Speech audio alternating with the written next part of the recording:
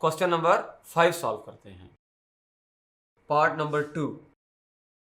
इसमें हमारे पास तरह से है कि log ऑफ 512 और जो बेस है वो 2√2 दी हुई है और यहाँ से हमारे पास ये x होगा, ये x है हमारे पास। हमने x की वैल्यू फाइंड करनी है, यानी इसकी वैल्यू हमने फाइंड करनी है। तो ये बहुत सिंपल है, हम 512 के बनाएंगे फैक्टर्स। तो इसका मतलब ये होगा अगर फैक्टर्स बना लिए जाएं तो 2 और ये आ जाएगा हमारे पास 2, 5 और 6। फिर 2 पे लेके जाएंगे 1, 2, 8, फिर 2 पे 64, फिर 2 पे 32, फिर 2 पे 16, फिर 2 पे 8, फिर 2 पे 4, फिर 2 पे 2, फिर 2 पे 1। अच्छा, ये तो फैक्टर्स हो गए इसके, लेकिन जो फार्मूला है हम अप्लाई करेंगे वो इस तरह से है कि अगर हमारे पास a पावर x हो इक्वल टू y हो तो ये बात हम जानते हैं कि x जो होगा log of y base a होगा। ये फार्मूला बेसिक फार्मूला है लॉगरिथम का, एक्सपोनेंशियल फॉर्म, लॉग फॉर्म।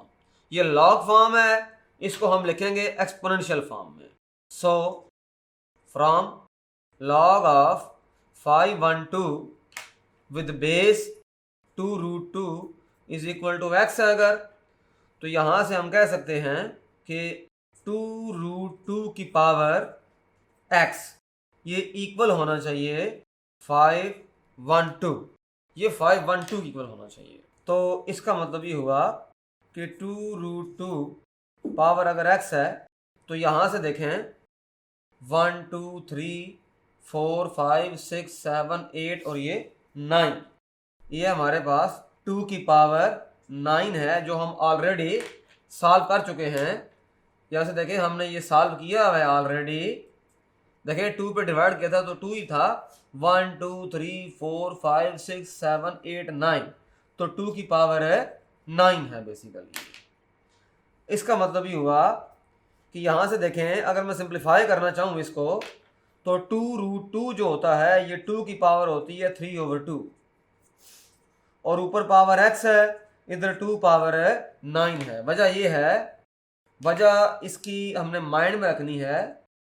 हम ये बात जानते हैं कि √2 होता है 2 की पावर 1/2 और जब 2 मल्टीप्लाई होता है √2 से, इसका मतलब 2 की पावर 1, 2 की पावर 1/2, पावर्स ऐड हो जाएंगी क्योंकि बेसिस सेम है। 1 प्लस 1/2, 2 की पावर 3/2। तो ये सिंपल है, तो हमने इसको पावर के फॉर्म में लिख दिया और अब पावर के ऊपर पावर है तो पावर्स आपस में मल्टीप्लाई हो जाएंगी।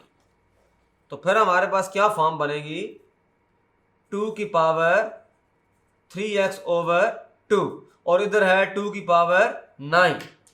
अब जाहिर सी बात दोनों तरफ बेस से 2 है तो पावर्स को मस्ट इक्वल होना चाहिए। This implies 3x/2 is equal to 9।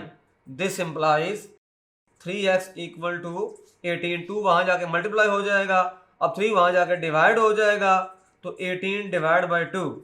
इसका मतलब ये हुआ x हमारे पास आ जाएगा 9, x हमारे पास 6 आता है, ये 3 डिवाइड हो रहा है तो x हमारे पास 6 आना चाहिए। हम 3 से डिवाइड, ये 3 है, वे भी वहाँ जाकर चूँकि यहाँ मल्टीप्लाई हो रहा है वहाँ जाके डिवाइड हो जाएगा।